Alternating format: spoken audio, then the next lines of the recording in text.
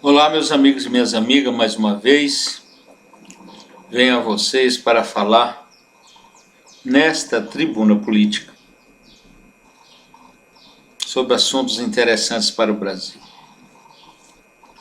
A imprensa noticiou ainda hoje, 14 de janeiro de 2020, que o ministro Paulo Guedes vai insistir nas reformas.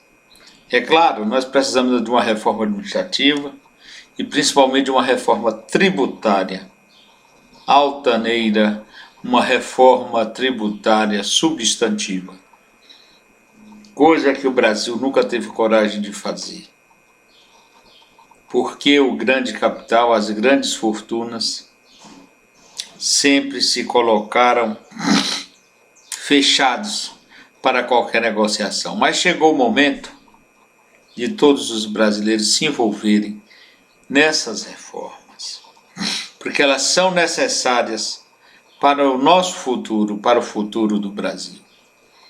Os juros estão para o Brasil ainda módicos, 4,5%. Isso para o empresariado é muito bom. Muito se fala de empresários, mas é porque tem que falar. Sem o empreendedor, nada vai para frente. O custo social, para vocês saberem de uma vez por todas, é financiado pelo empreendedor, pelo custo Brasil.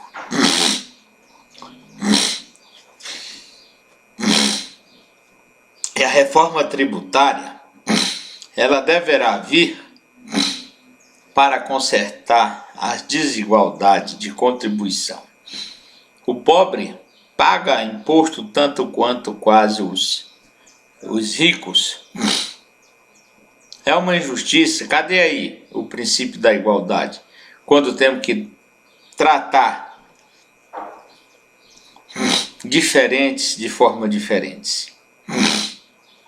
Nesse caso é tratado igualmente o pobre e o rico. Nós não temos poder isonômico nenhum nessa relação. Meus amigos e minhas amigas, o custo Brasil é um impedidor forte de qualquer transação, de qualquer empreendedorismo. Vejam bem, o empresário tem que trabalhar quase 6 meses nesse país para pagar seus tributos, seus impostos. É a sociedade mais quintada do planeta, é a brasileira. Uma potência econômica como é o Brasil. Dessa forma, o Brasil poderia estar muito adiante. Muito adiante. Mas a usuraria do Estado é muito grande.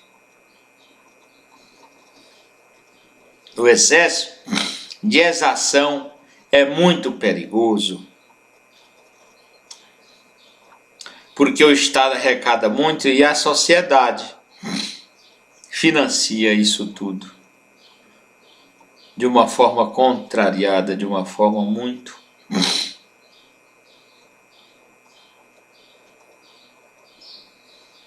achacada.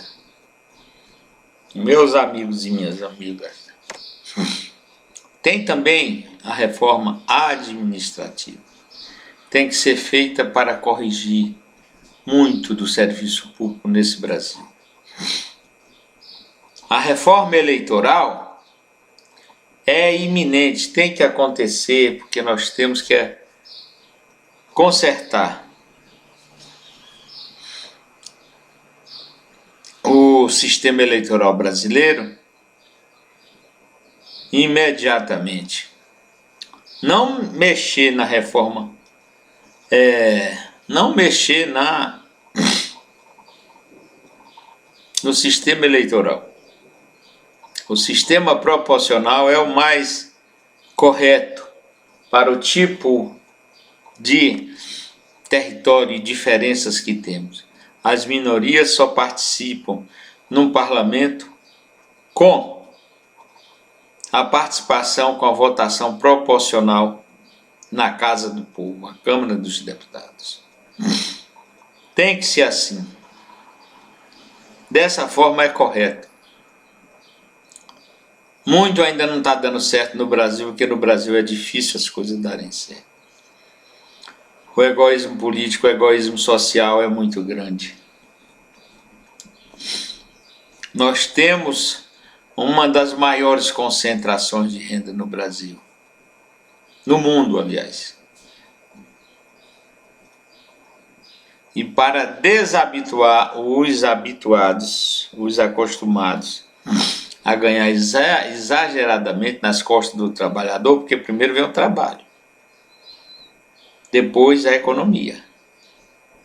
A economia vem do trabalho. É o trabalho que cria tudo. É através do trabalho que se faz tudo no país. Mas o trabalhador aqui no Brasil não ganha 10% do que produz. É um desincentivo à classe trabalhadora. Agora nós temos também aí o setor rural que vem dando respostas altaneiras e sobranceiras para o Brasil, graças a Deus. O setor industrial aqui tem minguado. O setor da área de serviço também tem minguado por esses tempos. Então, o governo brasileiro, o povo brasileiro, os empreendedores têm que ficar atentos, principalmente para essa reforma tributária, que ela mexe no bolso do povo. E os municípios, os estados e a própria União têm que estar atentos para o Pacto Federativo na distribuição de recursos de imposto. Uma coisa que tem que ser preconizada e executada imediatamente é a igualdade do ICMS para todo o Brasil. Essa história de um estado ou município cobrar mais ou menos incentiva a guerra fiscal que não interessa ao Brasil. O Brasil é um vasto território, é uma vasta economia,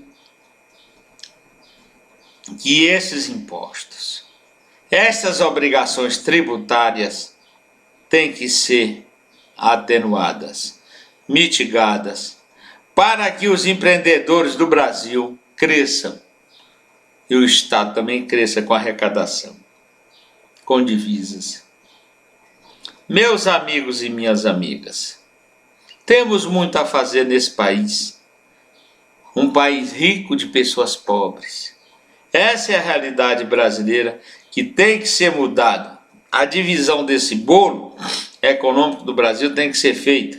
E a desoneração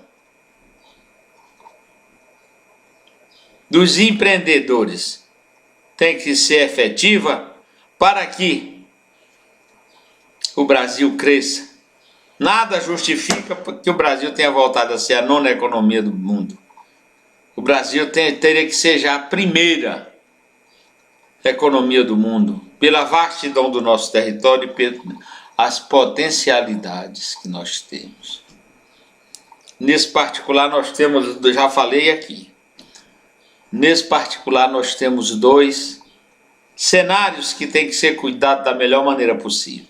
Primeiro é a Amazônia, tem que ser explorada racionalmente, explorando o seu território agrícola, suas províncias minerais, o petróleo que tem estocado ali dentro, que temos que descobrir para explorar. Temos também a região Nordeste, que não pode ser descuidada. O governo brasileiro tem que explorar as potencialidades do Nordeste, como o turismo, a pesca, completar a transposição do Rio São Francisco para que mitigue-se a falta de água que temos na região e procurar outras alternativas de estoque de água para desenvolver uma agricultura sustentável na região Nordeste, como acontece no Vale do São Francisco. Meus amigos e minhas amigas, Temos muitas responsabilidades para com esse país. Tão generoso o país em si, mas nós temos um organismo social, uma organização social que macula, que faz sofrer as pessoas que não deveriam, pela exploração, pela forma de governar, pela forma de estabelecer os princípios de convivência interhumanos, que não deveriam ser tão egoístas aqui no Brasil como são. Para isso não é preciso governo socialista. Para isso é necessário um governo pragmático que use as formas socialistas e capitalistas para resolver seus problemas. Isso é que devemos fazer. Meus amigos e minhas amigas, mas o Pacto Federativo, eu acredito que tem que ser muito bem feito, que há muito tempo temos convivido com essa distorção de desigualdade. Meus amigos e minhas amigas, temos que atentar para as reformas que faltam e precisamos, que é a tributária, a reforma administrativa, reforma eleitoral, reforma partidária que está contida na eleitoral e muitas outras reformas que temos que fazer no Estado brasileiro para que esse imenso elefante que é o Brasil comece a andar. Meus amigos e minhas amigas, eu desejo, ainda agora no início do ano, desejo um feliz ano novo para todos.